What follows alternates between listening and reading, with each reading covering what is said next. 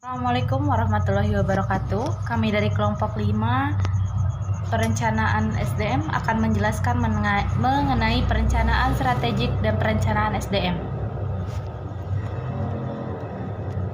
Pengertian perencanaan. Menurut Alder, pengertian perencanaan adalah suatu proses menentukan apa yang ingin dicapai di masa yang akan datang serta menetapkan tahapan-tahapan yang dibutuhkan untuk mencapainya. Sedangkan menurut Erly Suwandi, pengertian perencanaan adalah suatu proses penentuan tujuan organisasi dan kemudian menyajikan dengan jelas strategi-strategi, taktik-taktik, dan operasi yang diperlukan untuk mencapai tujuan organisasi secara utuh. Perencanaan strategis. Perencanaan strategis adalah sebuah alat manajemen yang digunakan untuk mengelola kondisi saat ini untuk melakukan proyeksi kondisi pada masa depan, sehingga rencana strategis adalah sebuah petunjuk yang dapat digunakan organisasi dari kondisi saat ini untuk mereka bekerja menuju 5-10 tahun ke depan. Pengertian yang kedua yaitu perencanaan strategis adalah suatu proses mendokumentasikan dan menetapkan arah bisnis dengan menilai di mana posisi perusahaan berada dan arah tujuan perusahaan. Rencana strategis memberi tempat untuk mencatat misi, visi, dan nilai-nilai tujuan jangka panjang serta rencana tindakan yang akan dilakukan perusahaan guna mencapainya. Pentingnya perencanaan strategis bagi perusahaan. Perencanaan strategis sangat penting bagi perusahaan karena perencanaan ini sangat berpengaruh terhadap kelangsungan perusahaan di masa yang akan datang. Ada 3 alasan penting perencanaan strategis. Yang pertama, perencanaan strategis memberikan kerangka dasar. Kedua, pemahaman terhadap perencanaan strategis akan mempermudah pemahaman bentuk-bentuk perencanaan lainnya. Yang ketiga, perencanaan strategis sering merupakan titik permulaan bagi pemahaman dan penilaian kegiatan-kegiatan manajer dan organisasi. Selanjutnya, konsep-konsep perencanaan. Misi adalah serangkaian tugas kewajiban seorang individu dalam kelompok, organisasi, atau perusahaan. Tugas yang dimaksud tidak lepas dari rencana strategis yang telah dibentuk.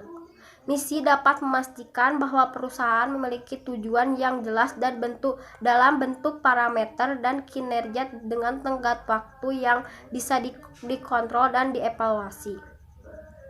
Yang kedua, visi. Misi membantu perusahaan mencapai visi. Visi adalah gambaran atau proyeksi masa depan dari hasil misi atau tugas yang dijalankan. Karena itulah misi dan visi dikatakan saling berkaitan satu sama lain. Visi dapat menciptakan komitmen yang kokoh antara karyawan untuk bergerak menuju arah yang lebih baik. Konsep visi pada rencana strategis menunjukkan arah tujuan dan bagaimana cara menujunya. Sasaran adalah pengembangan visi dan misi. Informasi dan konsep yang ada dalam visi, misi, dan sasaran tidak bisa hanya diidentifikasi begitu saja, melainkan harus disampaikan kepada seluruh internal perusahaan sebagai sasaran. Proses perencanaan strategis. Yang pertama, penentuan misi dan visi. Yang kedua, pengembangan profil perusahaan. Yang ketiga, analisis lingkungan eksternal. Yang keempat, analisis internal perusahaan. Yang kelima, identifikasi kesempatan dan ancaman strategis. Yang keenam, pembuatan keputusan strategis. Yang ketujuh, pengembangan strategi perusahaan. Yang kedelapan, implementasi strategi. Yang kesembilan, peninjauan kembali dan evaluasi. Contoh perencanaan strategis.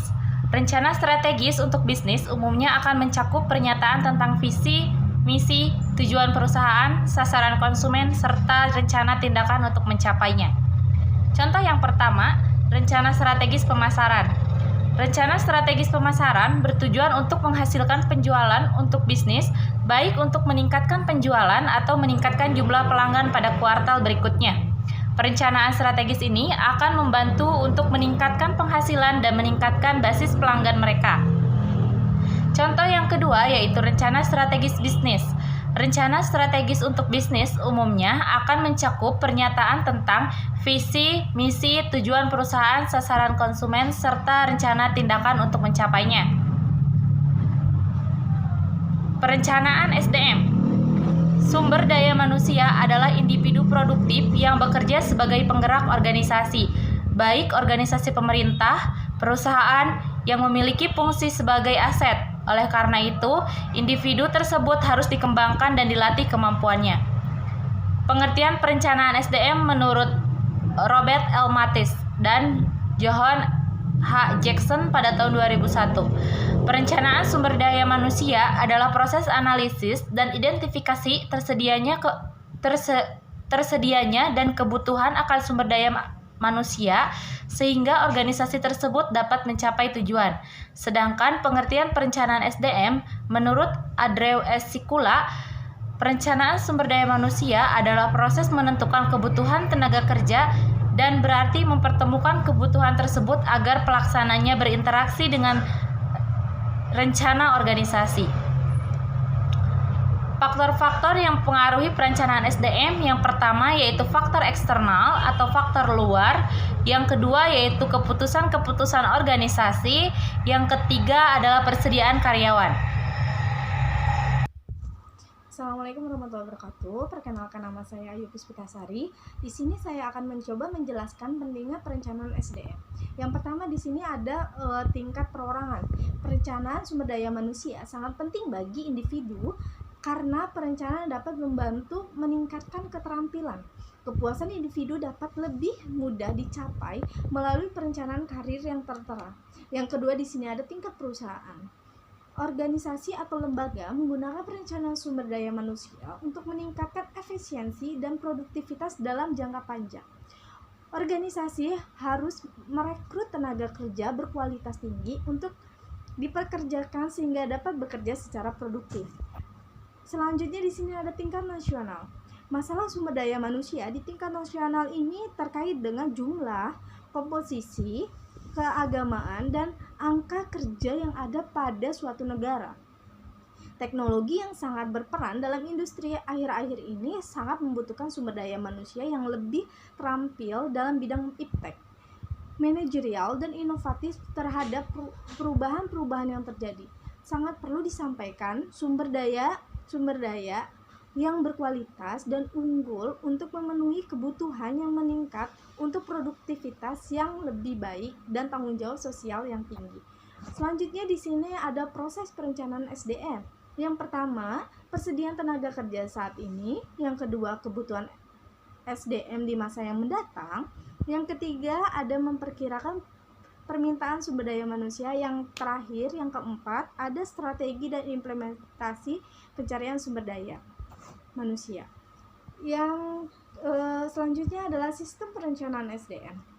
Penyusunan anggaran sumber daya manusia merupakan kegiatan memadukan jumlah tenaga kerja yang tersedia dengan jumlah tenaga kerja yang diperlukan. Penyusunan anggaran tenaga kerja ini disebut pula dengan penyusunan informasi. Dalam penyusunan informasi perlu diperhatikan beberapa yang penting. Yang pertama di sini ada dasar penyusunan informasi. Yang kedua di sini ada sistem penyusunan informasi. Yang ketiga di sini ada analisis kebutuhan tenaga kerja. Yang terakhir adalah anggaran belanja pegawai. Sekian dari saya. Terima kasih. Assalamualaikum warahmatullahi wabarakatuh. Sistem perencanaan SDM yang kedua yaitu penyusunan program tenaga kerja, yang merupakan kegiatan-kegiatan untuk mengisi formasi yang meliputi program pengadaan tenaga kerja, promosi jabatan pegawai, pelatihan dan pengembangan pegawai, pengembangan karir, program pemeliharaan pegawai, dan program pemberhentian pegawai. Kemudian, adapun keterkaitan perencanaan strategis dengan perencanaan SDM. Sebelumnya, perencanaan SDM termasuk ke dalam strategi perusahaan, yaitu strategi dalam pengelolaan SDM di perusahaan, yang artinya perencanaan SDM adalah salah satu langkah dari pengaplikasian strategi perusahaan untuk mencapai tujuan perusahaan. Contoh dari perencanaan SDM seperti memperkirakan jumlah permintaan SDM, strategi dan implementasi perekrutan persediaan SDM di masa saat ini ataupun ramalan SDM di masa mendatang, Juga, ketika perencanaan SDM di atas dilakukan, nantinya akan bisa menjadi dasar atau acuan dalam penetapan strategi perusahaan. Keduanya saling berkaitan dan sangat mempengaruhi bagi keberlangsungan perusahaan di masa yang akan datang. Manfaat dan tujuan perencanaan. Menurut DRS Malayu SPH Sibuan, adapun tujuan perencanaan sumber daya manusia yang pertama, untuk menentukan kualitas dan kuantitas karyawan yang akan mengisi semua jabatan dalam perusahaan. Yang kedua, untuk menjamin tersedianya tenaga kerja masa kini maupun masa depan sehingga setiap pekerjaan ada yang mengerjakannya. Yang ketiga, untuk menghindari terjadinya mismanagement dan tumpang tindih dalam pelaksanaan tugas. Yang keempat, untuk mempermudah koordinasi, integrasi, dan sinkronisasi sehingga produktivitas kerja meningkat. Tujuan yang kelima yaitu untuk menghindari kekurangan dan kelebihan karyawan. Tujuan yang terakhir untuk menjadi pedoman dalam menetapkan program penarikan seleksi, pengembangan, kompensasi, pengintegrasian, pemeliharaan, kedisiplinan, dan pemberhentian karyawan. Selain dengan tujuan perencanaan SDM di lingkungan sebuah organisasi atau perusahaan, terdapat juga beberapa manfaat perencanaan SDM. Yang pertama, meningkatkan efektivitas dan efisiensi pendayagunaan SDM. Yang kedua, menyelaraskan aktivitas SDM berdasarkan potensinya, masing-masing dengan tugas yang sasarannya berpengaruh pada peningkatan efisiensi dan efektivitas pencapaian tujuan organisasi atau perusahaan. Manfaat yang ketiga yaitu meningkatkan kecermatan dan penghematan pembiayaan atau cost dan tenaga kerja dalam melaksanakan rekrutmen ataupun seleksi. Manfaat yang keempat, perencanaan SDM yang profesional mendorong usaha menciptakan dan menyempurnakan sistem informasi SDM agar selalu akurat setiap pakai untuk berbagai kegiatan manajemen SDM lainnya.